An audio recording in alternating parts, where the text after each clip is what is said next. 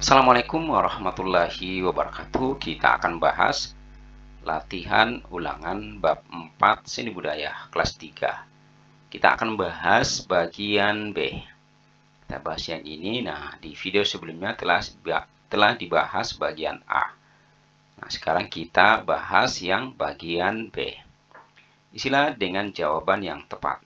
Tokoh memiliki karakter. Nah, karakter adalah sifat atau watak tokoh. Nah, suara katak adalah, nah pasti jelasin adalah right back. Nah, itu. Nomor 3. Anak-anak, jangan lupa kerjakan tugas yang baru saja diberikan. Besok kita periksa bersama-sama. Saat bermain peran, tokoh yang biasanya mengucapkan dialog tersebut adalah tokoh, yang jelas ini adalah tokoh guru. Nah, jelas ya. Selanjutnya, nomor 4. Dalam seni teater, properti adalah, nah ini pendukung atau perlengkapan pendukung yang digunakan dalam suatu pertunjukan tari. Nah, kemudian nomor 5. Saat bermain peran, siswa SD yang sedang berangkat ke sekolah, properti yang disiapkan adalah, nah ini adalah, nah, saat bermain peran berperan sebagai siswa SD yang sedang berangkat ke sekolah, yang pasti adalah tas. Nah, itu adalah tas sekolah. Nomor 1 bagian C. Kerjakan soal-soal berikut. Bagaimana cara meniru gerak tubuh bebek berjalan? Yaitu dengan cara mengepakkan kedua tangan. Nomor 2. Bagaimana cara meniru gerak pohon kelapa tertiup angin?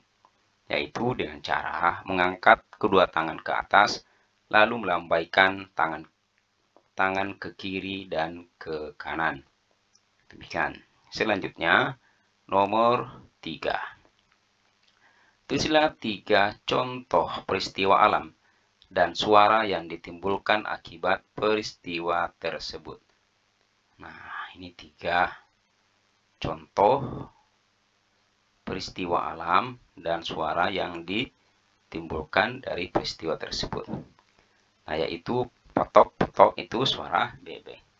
Baru back, nah itu suara katak. Dan pure itu suara ombak. Nomor 4. Buatlah teks percakapan singkat tentang melaksanakan kegiatan piket di kelas. Percakapan dilakukan oleh 3 tokoh. Nah, kalau dalam percakapan piket itu misalnya Pak Guru mengatakan, Aska dan Cakra, jangan lupa nanti kalian ada jadwal piket setelah pelajaran di sekolah selesai ya. Baru Aska mengatakan, ya Pak Guru, saya akan menyapu ruangan kelas. Kemudian Cakra mengatakan, saya akan merapikan meja dan kursi. Selanjutnya nomor 5. Tulislah 4 hal yang perlu dipersiapkan untuk bermain peran dalam pementasan, yaitu jadi 4 hal yang perlu dipersiapkan untuk bermain peran dalam pementasan, yaitu pertama, memilih cerita yang akan dipentaskan. Kemudian menentukan pemain yang akan memerankan tokoh cerita. Kemudian melakukan latihan bermain peran sesuai cerita yang dipilih. Kemudian menyiapkan kostum dan properti yang sesuai. Demikianlah pembahasan